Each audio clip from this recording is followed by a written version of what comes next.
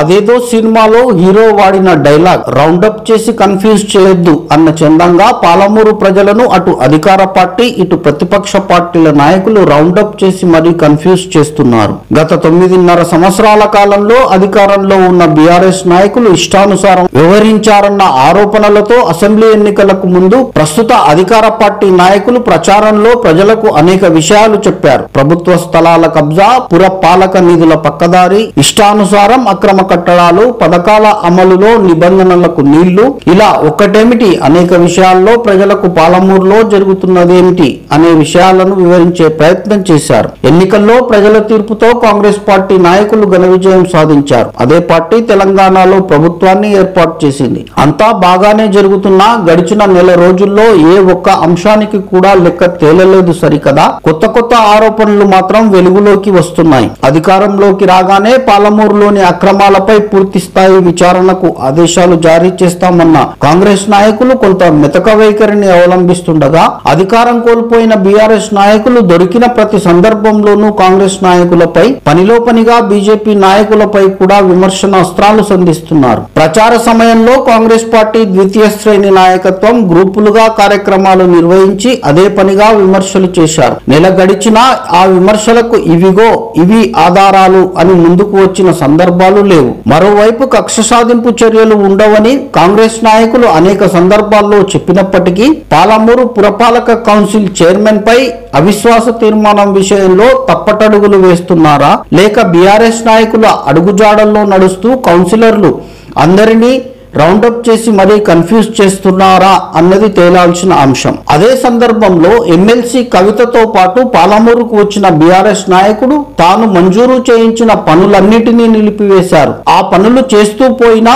5 ఏళ్లు గడిచిపోయేవి. పోటీ పడాలంటే ఎన్నో నిధులు సాధించి మరింత అభివృద్ధి చేయాల్సి ఉంటుంది, కానీ చేస్తున్న పనులన్నిటినీ ఎందుకు నిలిపివేశారని ప్రశ్నించారు. పాలమూరు పురపాలక సంఘం కౌన్సిల్ పై పట్టు కోసం కౌన్సిలర్లను మాకు అప్పగించండి అంటే ఆ పని తానే చేసేవాడినని కూడా చెప్పుకున్నారు. మహబూబ్ నగర్ లో పనులు స్టార్ట్ అయినాయి, బునాదులు తీసిండ్రు, ఎందుకు ఆగిపోయినాయి? 5,000 మందికి అన్నం తినేటువంటి అన్నదాన సత్రం పైన ఎందుకు ఆగిపోయింది? కోనేరు ఎందుకు ఆగిపోయింది? కోనేరులో నీళ్లు ఉండకుంటే మనకుండ జాగ్రత్త వచ్చిందండి. అలాంటిది కృష్ణా నీళ్ళే రోజు పడుతున్నాయి. పేదలకు ఉపయోగపడే కళ్యాణ మండపం ఎందుకు ఆగిపోయింది? హోటల్ ఎందుకు ఆగిపోయింది? ఫ్రీగా తక్కువ ధరకు వచ్చేటువంటిది. పట్టపురం మసమ్మ దగ్గర ఎందుకు ఆగిపోయింది? హాస్పిటల్ 8-9 నెలల్లో 6 అంతస్తులు 1000 పడకల హాస్పిటల్. ఈ హాస్పిటల్ వల్ల ప్రైవేట్ హాస్పిటల్లో కూడా ఏమి నష్టం జరగదు. దాదాపు 150 కోట్ల పనులు మున్సిపాలిటీ మా చైర్మన్ గారు అన్ని ఆపమన్నారని చెప్పారు. పనులన్నీ ఆపేసేయండి అన్నారని. మున్సిపాలిటీ పనులన్నీ ఆగిపోయినాయి, టెండర్ అయిపోయి పని అయ్యేటివి. మరి అసలు ఏం చేయదలుచుకున్నారు? మా నాయకుడు చెప్పిండు 100 రోజులు సమయం ఇద్దాం, పని నిలకడం చేయండి అని. మా కౌన్సిలర్స్ కొంతమంది పేపర్లు వస్తుంది, మొత్తం మీకే అప్పచెప్తామని చేయండి. ఏముంది? టోటల్గా మొత్తం గుండుకు తప్పేపండి, మేము అప్పచెప్తాం. కొనడం ఎందుకు? సంతలాగా ఉన్నట్లు కొనడం ఎందుకు, చేయడం ఎందుకు? మాకు కావాలా సీట్ అని చెప్పండి, మేమే ఇచ్చేస్తాం. కానీ ఈ మొత్తం వ్యవహారాలు పరిశీలిస్తే కాంగ్రెస్ పార్టీకి చెందిన నాయకత్వాన్ని బీఆర్ఎస్ పార్టీ నాయకులు రౌండప్ చేసి కన్ఫ్యూజ్ చేస్తున్నారా, లేక అధికారంలోకి వచ్చాం కాబట్టి పాత విషయాలు మనకెందుకు, మనం మాత్రం ప్రజలను వేధింపులకు గురి చేయకుండా సమర్థ పాలనను అందిద్దామని నిర్ణయించుకున్నారా తెలియదు. కానీ బీఆర్ఎస్ పార్టీ నాయకులు సంధిస్తున్న ప్రశ్నలకు మాత్రం సరైన సమాధానాలు ఇవ్వలేకపోతున్నారనే ఆరోపణలు మాత్రం మిగిలిపోతున్నాయి. పాలమూరు పట్టణంలో సర్వే నంబర్ 525, ఎనుగొండ పరిధిలోని సర్వే నంబర్ 25లో ఏం జరుగుతున్నాయన్న విషయాలపై కూడా ప్రజలకు క్లారిటీ ఇవ్వాల్సిన అవసరం ఉంది. డబుల్ బెడ్రూమ్ ఇళ్ల నిర్మాణం పేరుతో అనేక అక్రమాలకు పాల్పడ్డారన్న ఆరోపణలతో పాటు సర్వే నంబర్ 25లో ప్రభుత్వ భూమిని ఇష్టానుసారం పంచుకున్నారని, గతంలో అక్రమ కట్టడాలుగా గుర్తించి వాటిని తొలగించిన స్థానంలో మళ్లీ నిర్మాణాలు జరుగుతున్నా ఎవరూ పట్టించుకోకపోవటాన్ని పరిశీలిస్తే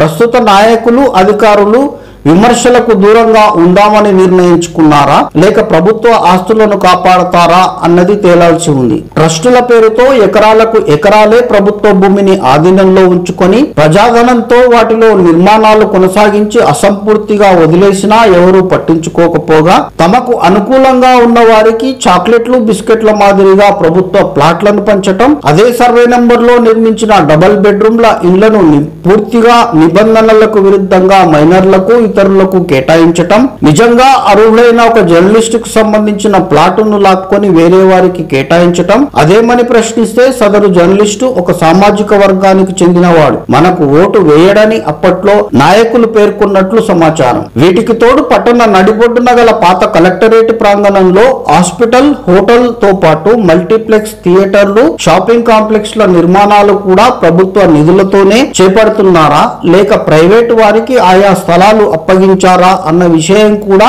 కాంగ్రెస్ అధికారంలోకి వస్తే తేలుతుందని ప్రజలు భావించారు. కోర్టు భవనాలతో పాటు న్యాయమూర్తుల క్వార్టర్ల నిర్మాణానికి పాలమూరు యూనివర్సిటీలో 10 ఎకరాల స్థలాన్ని కేటాయిస్తూ జీవో జారీ చేశారు. నిర్మాణాలకు డబ్బు రెడీగా ఉందని, స్థలం కేటాయిస్తే పనులు ప్రారంభిస్తామని అప్పట్లో నాయకులు, న్యాయ విభాగ అధిపతులు పేర్కొన్నా నెలలు గడుస్తున్నా ఇప్పటికీ ఆ పనులు ఎందుకు ప్రారంభించబడలేదు? నిజంగా 10 ఎకరాలు కోర్టు ఆధీనంలోకి వెళ్ళిందా లేక ఇతర వ్యక్తులు తమ ఆధీనంలో ఉంచుకున్నారా అన్న విషయాలు కూడా తేలాల్సి ఉందని న్యాయవాదులు అనుకోవడం వినిపిస్తుంది. మన్నెంకొండ ప్రాంతంలో ఆలయ భూములు కూడా పెద్ద ఎత్తున అన్యాక్రాంతానికి గురయ్యాయని ఎన్నికల ముందు తీవ్ర స్థాయిలో ప్రచారం జరిగింది. దానికి తోడు పాలమూరు, హన్వాడ మండలాల పరిధిలో ప్రభుత్వ భూములలో ప్రైవేటు వ్యక్తుల పేర్లు కనిపిస్తున్నాయని, అధికారులు పట్టించుకోవటం లేదని పెద్ద ఎత్తున ఆరోపణలు కూడా వినిపించాయి. ఎన్నికల అనంతరం ఆయా ఆరోపణలపై లెక్క తేలుతుందని చాలా మంది భావించినా